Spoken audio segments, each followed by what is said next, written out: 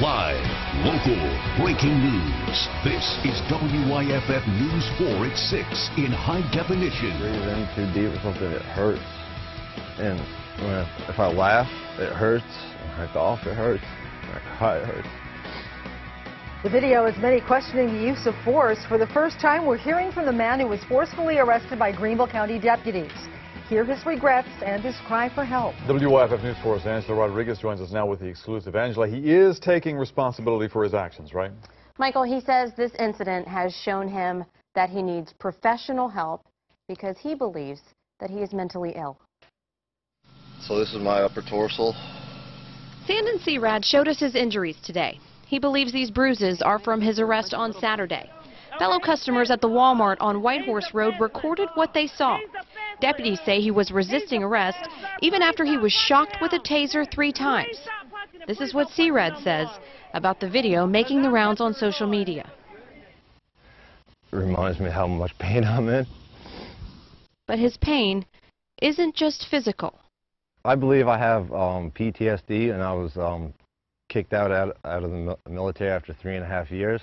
Searad says the video shows him having a breakdown. He told us that he acted out after getting frustrated with the store employee, which is why deputies were called. I should have done a lot of things differently. He says he was not under the influence. And as for the officer who punched him 20 times in less than 30 seconds, he says there are no hard feelings. He was just trying to stop me from doing what I was doing, but somebody should have realized that it was a little overboard, and the civilians did, and I heard people saying they should stop. He's telling his side of the story because he doesn't want to be remembered for this one moment in his life. What I really need to do is get in with the VA and get the meds on that I should be taking regularly every day to take care of myself. And it makes my life difficult to do. The deputy seen here throwing punches was placed on leave, pending the outcome of an internal investigation. Searad says he has talked to those investigators and thinks this video is proof that policies at the Greenville County Sheriff's Office need to change. He'd like to see officers wear cameras on their uniforms to record their every action. Searad says because he was dishonorably discharged from the military, he can't turn to the VA, and now he's lost his job, doesn't have health insurance, and right now he can't afford treatment, even though he knows that he needs it. Michael? Angela, thank you. Now to Lawrence County, where authorities tell us they seized more than 100 dogs from a woman's home today. WYFF News 4's Liz Lohais joins us live and local there tonight. Liz, why were they taken? Michael, 116 dogs were taken because officials here at Animal Control say the conditions were not healthy for either the dogs or the dog owners. The dogs were seized around 10 o'clock this morning on Townsend Road. The woman who owned the dogs says officers told her she had to give up all of the dogs or be fined $200 for each and be taken to jail. Animal Control says most of the dogs appear to be well fed and healthy, with the exception of 5 or 6 who have skin conditions. Now, coming up tonight at 11, we talk to the dog's owner. She tells us why she kept so many of them. Liz Lohais, WYFF News 4, live in Lawrence. Thank you, Liz. Moving to Anderson County now. Deputies tell us 2 men were taken to the hospital, treated for gunshots after a fight. That shooting happened at 10:30 this morning. It was at a home on Blue Ridge Avenue in Belton. Investigators say one of the men involved in the fight lived at the home. The sheriff's office said both men are listed as stable. Iowa police say a man walked into the Quick Stop on West Front Street, pulled out a weapon and demanded money. This happened just before 1 in the morning. Afterward, police say the suspect ran away on foot toward West Jackson Street. If you have any information about the man in the pictures, call Crime Stoppers, 888-CRIME-SC. Well, allegations of a troubled relationship surfaced in court today in the case of a man who's accused of stabbing his ex-girlfriend to death. WYFF News 4's Myra Ruiz is live and local in downtown Greenville with the story for us tonight. Myra, good evening. Good evening, Michael. Now, despite what came up in court today, the defendant says he didn't do it. 25-year-old David Lamar Thompson sat and listened as details of his murder case came up in court. He's accused in the May 23rd stabbing death of his ex-girlfriend, Jennifer Youngblood. Deputies say prints at the scene match shoes that the 6'7" defendant was known to have. There were significantly large bloody footprints left by an Adidas shoe.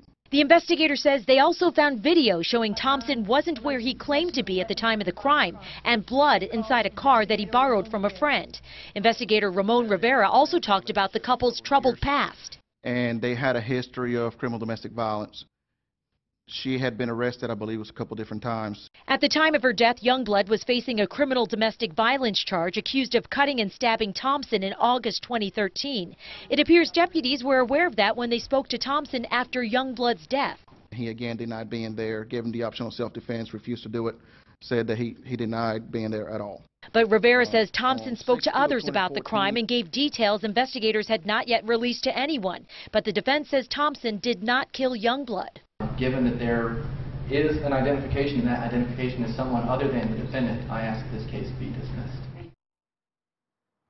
The case now goes before a grand jury. Myra Ruiz, WYFF News 4, live in Greenville. All right, Myra, thank you. This man, Terrence Thomas, pleaded guilty this afternoon. He killed 2 women at the Extended Stay Hotel in Greenwood last year. 34-year-old Brooke Bourne and 38-year-old Danielle Graham were both found shot to death on November 13th of last year.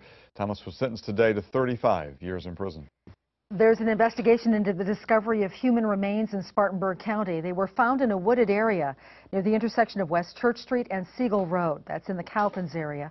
The coroner says the investigation is in the early stages right now. Foul play has not been determined. We will continue to report on this story tonight on WYFF News 4 at 11 and on WYFF4.com. 3 Greenville County schools were put on lockdown this afternoon. School officials say Skyland Elementary, Blue Ridge Middle, and Blue Ridge High Schools went into lockdown because the suspect was in the area. Deputies say they were looking into a stolen motorcycle when the suspect ran away. The school district tells us the lockdown at Blue Ridge High was lifted at 3:30. Blue Ridge Middle and Skyland Elementary lockdowns lifted at 3:50. Deputies say Philip Krause Jr. is the suspect. They have not found him. If you know his whereabouts, call Crime Stoppers at 23-CRIME. Well, instead of waiting for water mains to break and then repairing them, Spartanburg Water is spending millions of dollars to keep it from happening to start with.